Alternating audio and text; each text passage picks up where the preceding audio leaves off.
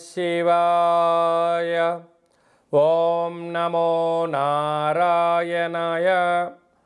కర్మ నరదృష్టి నివారణ సంచిత కర్మ ప్రారబ్ధ కర్మ ఆగమిక కర్మ దగ్ధ నివారణ తులాభార కాల భైరవాయ నమో నమః.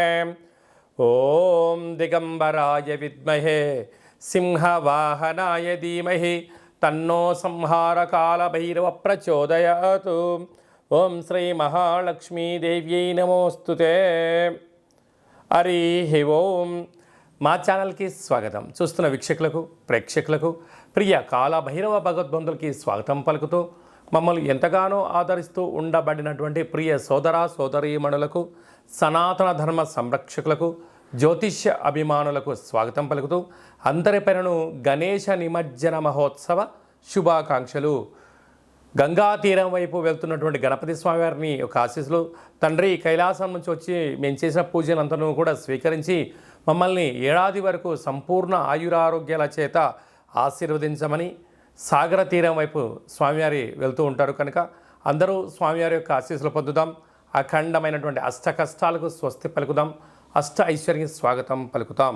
16/9/2024 నుండి 30/9/2024 వరకు పుట్టినటువంటి వారందరికీ కూడా ముందస్తుగా జన్మదిన శుభాకాంక్షలు.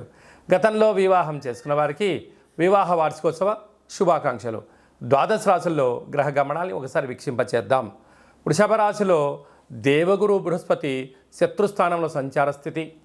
మిథున రాశిలో కుజ భగవానుడు సంచార స్థితి. సింహరాశిలో బుధ భగవానుడు సంచార స్థితి. కన్యరాశిలో త్రిగ్రహ కూటమి రవి శుక్ర కేతు సంచార స్థితి. కుంభరాశిలో శని భగవానుడు స్వక్షేత్ర తిరోగమన వక్రగమన సంచార స్థితి. మీనరాశిలో రాహు సంచార స్థితిలో ద్వాదశ రాశుల్లో గ్రహ గమనాలు ఈ విధంగా ఉన్నాయి.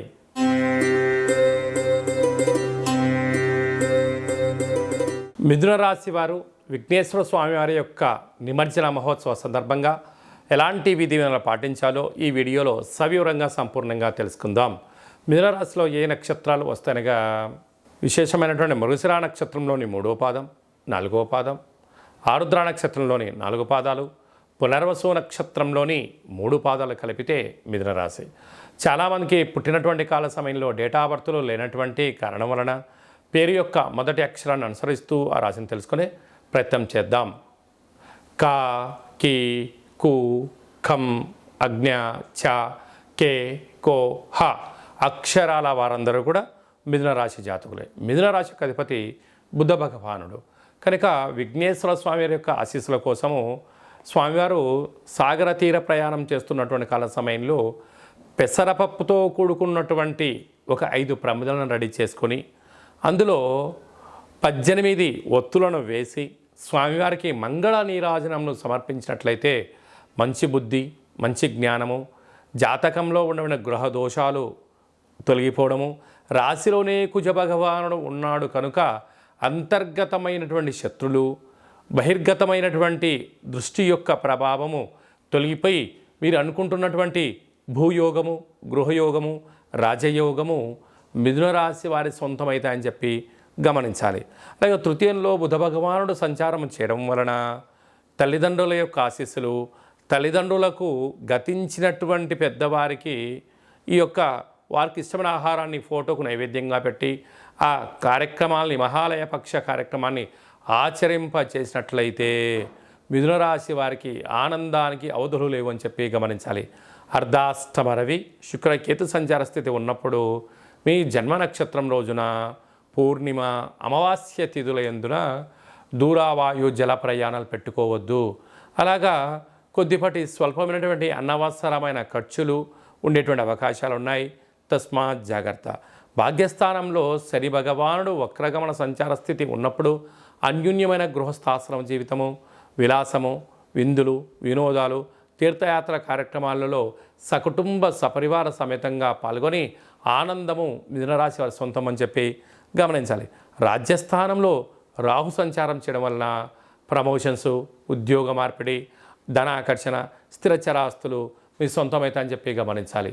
వ్యయంలో దేవగురు బృహస్పతి సంచారం చేయడం వలన ఆధ్యాత్మికత, దానము, ధర్మము, యోగా, ఆసనము, మెడిటేషను, ఆధ్యాత్మికమైనటువంటి చర్చలలో పాల్గొనడం, మంచి పుస్తకాలు చదువుకోవడం వలన మనశ్శాంతి మిథున రాశి వారు సొంతమవుతుందని చెప్పి గమనించాలి. స్వయంవృత్తులు, సేవారంగాలు, వ్యాపారాలు, digital marketing, YouTube, WhatsApp, Facebook నడిపించేటువంటి వారు, రాజకీయ రంగ ప్రవేశం చేసేటువంటి వారు, అనేకమైనటువంటి వారందరూ మీడియేటర్ రంగంలో ఉండబడిన వారందరికీ, గృహ భవన నిర్మాణ కార్యక్రమాలు, సాఫ్ట్వేర్, హార్డ్వేర్ ఉద్యోగస్తులకు ఓపిక ద్వారా విజయం మిథున రాశి వారు సొంతం అని చెప్పి గమనించాలి.